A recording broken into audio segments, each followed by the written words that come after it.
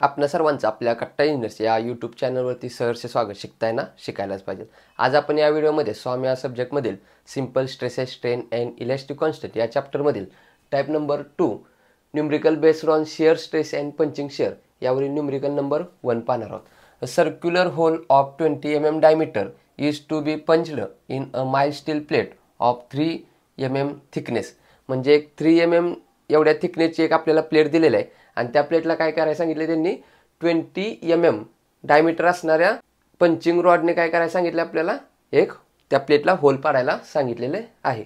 If shearing stress develop in the metal is 180 megapascal. आणि जे काय मेटल दिले त्यामध्ये किती शिअर स्ट्रेस डेव्हलप होते तर 180 मेगापास्कल एवढी शिअर स्ट्रेस डेव्हलप होते असं त्यांनी सांगितलेलं आहे. Find required force to punch the hole. तर आपल्याला त्या प्लेटला होल पाडण्यासाठी किती फोर्स लागणार आहे ते आपल्याला त्यांनी फाइंड आउट करायला सांगितलेले आहे.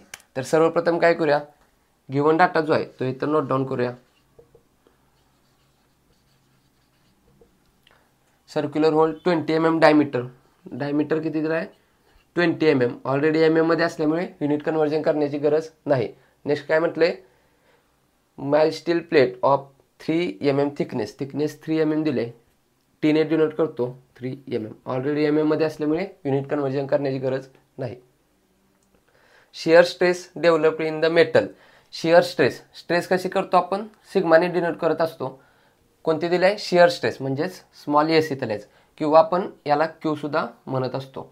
Small Q is equals to sigma S is equals to किती दिले 180 मेगापास्कल.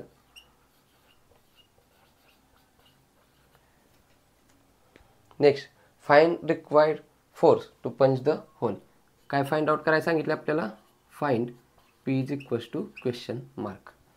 तर आता काय करूया, दिलेल्या माहितीच्या आधारे आपण एक डायग्राम ड्रॉ करूया. त्यांनी काय सांगितलं, एक प्लेट दिलेली आहे की ज्याची थिकनेस किती आहे 3 mm थिकनेस आहे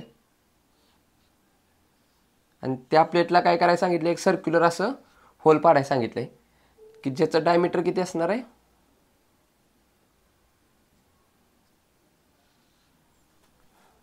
20 mm. 20 mm चा असं एक काहीतरी आपल्याला काय करायला सांगितलं आहे, त्यांनी आपल्याला पंच मारायला सांगितलेलं आहे.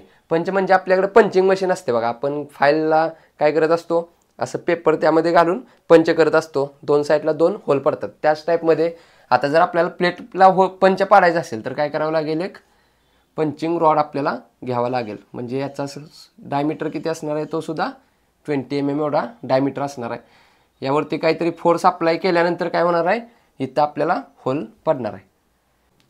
तर अगोदर काय करूया, शेअरिंग स्ट्रेस आणि कॉम्प्रेसिव्ह स्ट्रेस ह्या काय कन्सेप्ट आहेत त्या अगोदर आपण समजावून घेऊया, नंतर न्यूमरिकल सॉल्व्ह करूया. तर या साईडला आपण फॉर्म्युले लिहिलेत बघा, कॉम्प्रेसिव्ह स्ट्रेस आणि शिअर स्ट्रेस. कॉम्प्रेसिव्ह स्ट्रेस कशावरती असते, शिअर स्ट्रेस कशावरती असते हे एकदा समजावून घेऊया. आता बघा, ही काहीतरी एक प्लेट आहे, त्याला थिकनेस टी एवढी काहीतरी त्यांनी थिकनेस दिलेलं आहे आणि हा येतो पंचिंग रॉड आहे. मग आता बघा, ह्या प्लेटला जर का आपल्याला होल पाडायचा असेल तर काय करावं लागेल, हा जो काय पंचिंग रॉड आहे त्याला काय करावं लागेल, कॉम्प्रेस करावं लागेल. म्हणजे ह्या प्लेटवरती असं ठेवून काय करायला लागेल, असं खाली कॉम्प्रेस करावं लागेल. म्हणजेच काय होणार, जो काय कॉम्प्रेसिव्ह स्ट्रेस आहे तो कशामध्ये असणार आहे, पंचिंग रॉडमध्ये असणार आहे. म्हणून काय लिहितो आपण, कॉम्प्रेसिव्ह स्ट्रेस इन पंच. म्हणजे यामध्ये काय असणार आहे, कॉम्प्रेसिव्ह स्ट्रेस जनरेट होणार आहे. त्याचप्रमाणे बघा, शिअर स्ट्रेस पी एवढ्या फोर्सने आपण काय केलं, इथं असं कॉम्प्रेस केलं. कॉम्प्रेस केल्यानंतर काय होणार आहे, इथं जो काय आपला फोर्स होता तो काय होणार आहे, शिअर होणार आहे. हा जो काय टोटल पी आहे तो इथं काय होणार, असा शेअर होणार, प्रत्येक साईडला तो शेअर होणार. म्हणून काय होणार, जो काय आपला शेअरिंग स्ट्रेस आहे तो कुठं जनरेट होणार, प्लेटवरती. म्हणून आपण काय लिहिलं, शिअर स्ट्रेस इन प्लेट. म्हणजेच एकंदरीत काय बघा, कॉम्प्रेसिव्ह स्ट्रेस ही कशावरती असते, जो काय आपला पंचिंग रॉड आहे त्यावरती काय असते, कॉम्प्रेसिव्ह स्ट्रेस असते. आणि जी काय शिअर स्ट्रेस आहे ते कशावरती असणार आहे, जी काय आपल्याला प्लेट दिलेली आहे त्याच्यावरती काय असणार आहे, शिअर स्ट्रेस असणार आहे. मग आता स्ट्रेससाठी आपल्याला फॉर्म्युला माहीत आहे, P divided by A. Force दोन्हीला सेमच असणार. इथं जेवढा फोर्स आहे तेवढाच फोर्स काय होणार आहे, फक्त शेअर होणार आहे, सगळीकडे इक्वल जाणार आहे. नेक्स्ट बघा, एरिया. ह्याचा एरिया कसा असणार आहे, हा कसा आहे, सर्क्युलर इन सेक्शन दिलाय. म्हणजे सर्क्युलर इन क्रॉस सेक्शन असेल तर एरिया कसा काढत असतो, पाय डी स्क्वेअर डिवायडेड बाय 4. म्हणजे जर कॉम्प्रेसिव्ह स्ट्रेस असेल दिलेली तर ती कशावरती असणार आहे, पंचिंग रॉडवरती असणार आहे. आणि कॉम्प्रेसिव्ह स्ट्रेसमध्ये एरिया कसा काढत असतो, पाय D square divide by 4. Next बघा शिअर स्ट्रेस. शिअर स्ट्रेस कशावरती असते, ज्याला आपल्याला होल पाडायचा आहे त्यावरती काय असणार आहे, शिअर स्ट्रेस. आता आपल्याला इथं प्लेट दिलं आहे म्हणून या प्लेटवरती काय असणार आहे, शिअर स्ट्रेस असणार आहे. मग आता बघा हा प्लेट कसा कट होणार बघा, असं काहीतरी सर्क्युलर आणि याला काहीतरी थिकनेस टी एवढी असणार आहे. मग याचा एरिया कसा काढत असतो आपण, याचा पेरिमीटर कसा काढत असतो, पाय डी इंटू याची जी काही थिकनेस आहे ती. म्हणून टोटल एरिया आपला काय झाला, पेरिमीटर इंटू थिकनेस पाय डी इंटू टी. जर का हा आपण ओपन केला, हा सर्क्युलर रॉड जर का असा आपण ओपन केला तर काय होणार, असा काहीतरी लेंथ येणार याची, ती किती असणार आहे, पाय इंटू डी असणार आहे. आणि त्याची जी थिकनेस आहे ती टी एवढी थिकनेस असणार.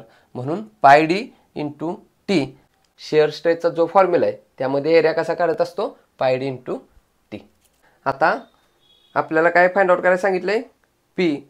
तर तो पी फाइंड आउट करण्याचा प्रयत्न करूया. आपल्याला त्यांनी काय दिलं आहे, शिअर स्ट्रेस दिलेला आहे. कसा डिनोट करतो, क्यूने. शिअर स्ट्रेससाठी फॉर्म्युला काय असतो, पी डिवायडेड बाय ए.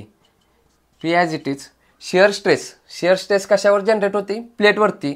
मग प्लेटचा जो काही कट सेक्शन होणार आहे त्याचा एरिया आपण कसा काढत असतो, पाय डी टी. पाय डी म्हणजेच काय असतो, पेरिमीटर. आणि जो काही कट झालेला सेक्शन आहे त्याची थिकनेस टी म्हणजेच पाय डी टी असं आपण काय करतो, एरिया काढत असतो. आपल्याला इथं काय फाइंड आउट करायचं आहे, पी एका साईडला ठेवूया, बाकीच्या सर्व टर्म्स दुसऱ्या साईडला पाठवूया. म्हणजेच पी इज इक्वल्स टू हे सर्व काय इकडं डिवाइडला आहे, इकडच्या साईडला आल्यानंतर इक्वलच्या काय होणार, इंटू होणार. म्हणजेच काय, Q into pi D T. Value put करूया.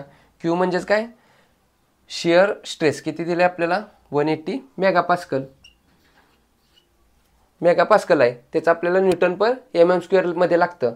मग आता मेगापास्कल म्हणजेच काय असतं, न्यूटन पर एम एम स्क्वेअर असतं. म्हणजे इथं युनिट कन्व्हर्जन करण्याची गरज नाही.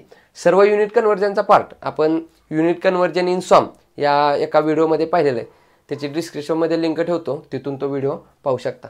तर मेगापास्कल म्हणजेच न्यूटन पर एम एम स्क्वेअर असतं, त्यामुळे युनिट कन्व्हर्जन करण्याची गरज नाही. Into pi as it is into diameter किती दिला आपल्याला, पंचचा आणि होलचा 20 mm. ऑलरेडी एम एममध्ये आहे, युनिट कन्व्हर्जन करण्याची गरज नाही. नेक्स्ट टी थिकनेस किती दिलं आहे, 3 mm. ऑलरेडी एम एममध्ये आहे, युनिट कन्व्हर्जन करण्याची गरज नाही. व्हॅल्यू कॅल्क्युलेट करूया. 180 इंटू शिफ्ट धरून एक्स बी दाबल्यानंतर पाय येतं इंटू 20 इंटू 3. काहीतरी व्हॅल्यू आली फार मोठे आहे, त्याला छोटी करण्यासाठी ENG बटन प्रेस करत असतो. म्हणजेच आपलं फायनल आन्सर फोर्स पी किती आला, 33.929. पॉईंट नंतरचे 3 डिजिट घेत चला, 929 इंटू 10⁻³ आणि 4चं युनिट काय असतं, न्यूटन. हा व्हिडिओ आवडला असेल तर नक्की लाईक करा. जास्तीत जास्त या गोष्टी आपल्या मित्रांपर्यंत शेअर करत चाला, जेणेकरून आपल्यासोबत आपल्या मित्रांचाही चांगला फायदा होईल. अजून आपल्या कट्टा इंजिनियर्स या चॅनल जर सबस्क्राईब केले नसेल तर सबस्क्राईब करून समोरील बेल आयकॉन दाबा, जेणेकरून असेच नवनवीन व्हिडिओ तुम्हाला सर्वात अगोदर पाहता येईल. या व्हिडिओच्या रिलेटेड जर तुम्हाला काही डाऊट्स असतील तर तुम्ही नक्की कमेंटद्वारे कळवा. तर पुन्हा भेटू यातीलच न्यूमेरिकल नंबर 2 घेऊन. तोपर्यंत आपल्यासोबत आपल्यांची काळजी घ्या. धन्यवाद.